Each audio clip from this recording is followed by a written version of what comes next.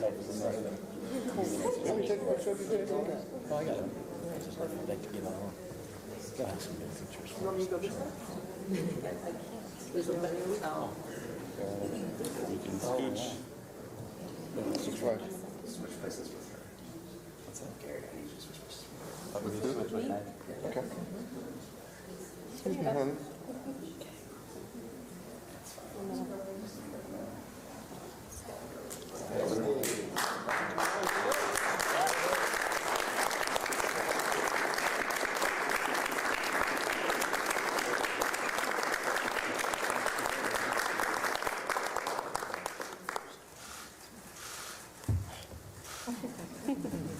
Still going strong. Good job. Can you get in there, John? Yeah.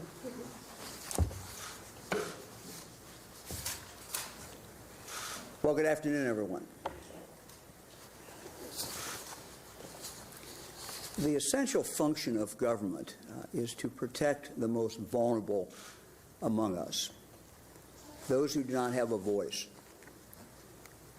Government's role should be to protect life from the beginning to the end, to protect those who cannot protect themselves, such as the elderly, the unborn, those who are sick, those who have a disability, those who have a mental illness or an addiction.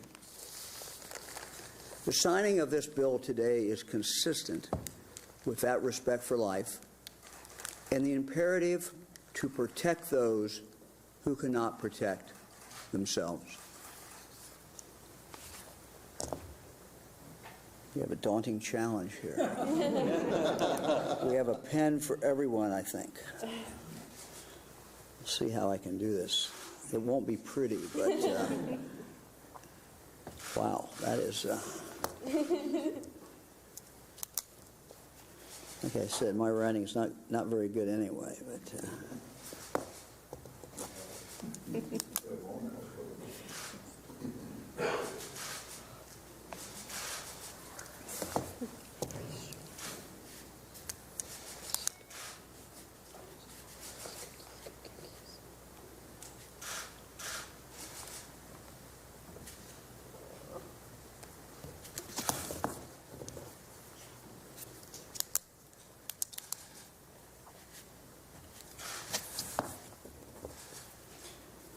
Everybody has to be patient here, so these things take a while. Yes, it's not pretty, but...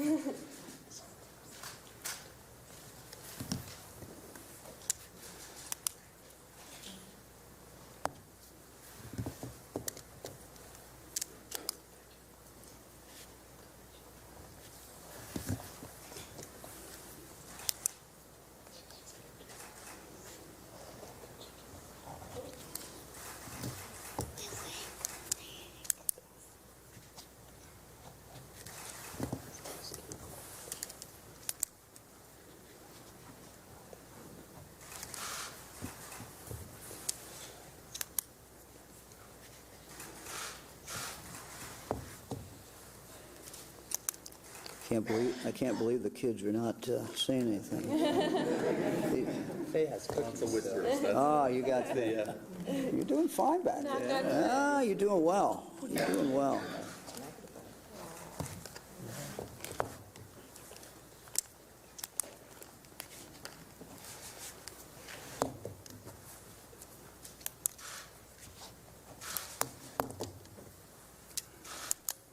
It says it's not pretty, but...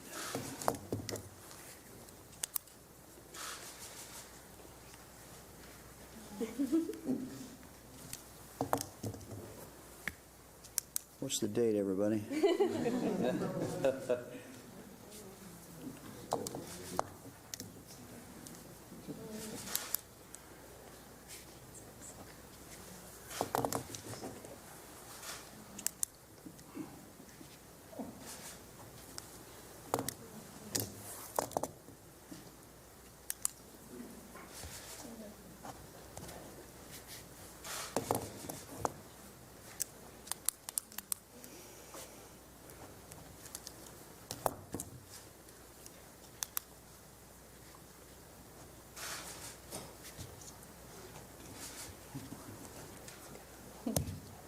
April what? What's today? 11. Okay. Thank you all very much.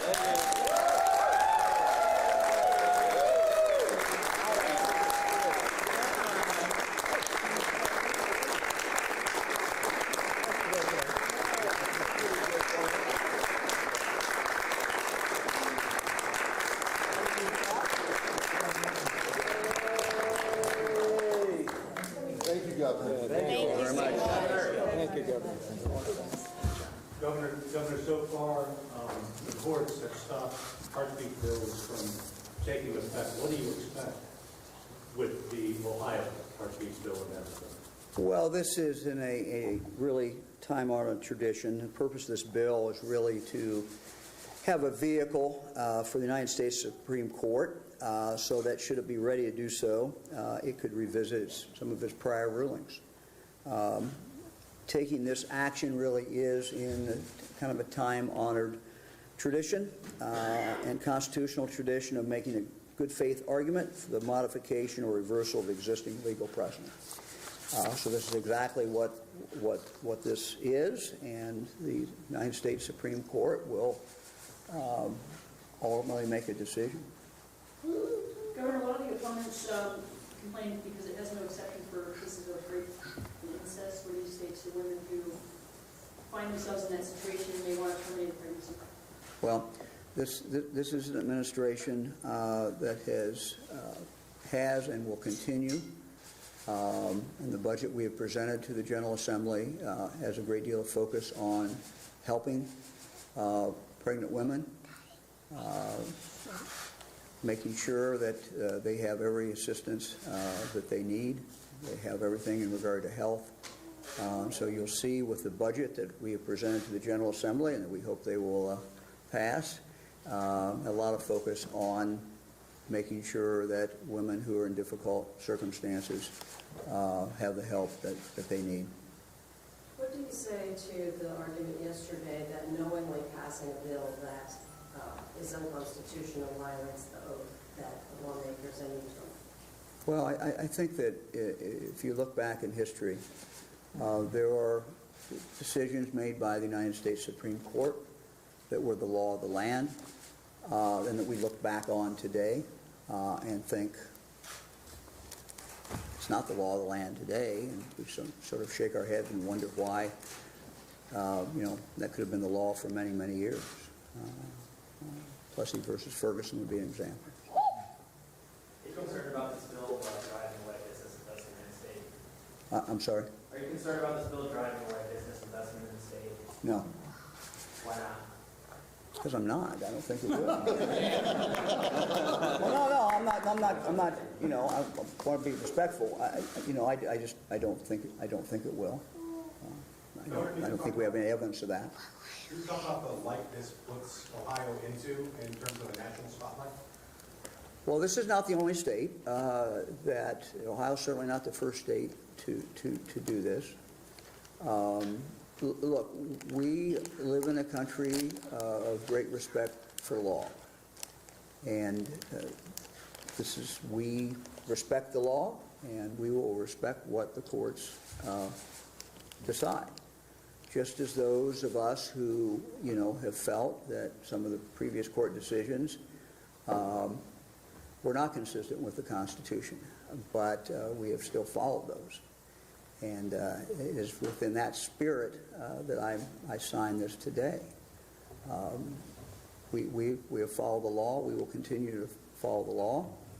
The United States Supreme Court will ultimately make a decision in this case. But the signing of this bill is consistent with what my administration, the administration of Mike DeWine and John Husted, has said during when we ran for office. It's consistent with what we have done. And I just want to make it very, very clear. Our concern is not just for the unborn. Our concern is for all individuals who are vulnerable, all individuals who need protection. It is our duty, I believe, And it's the essential function of government to protect those who cannot protect themselves, to protect those who are voiceless.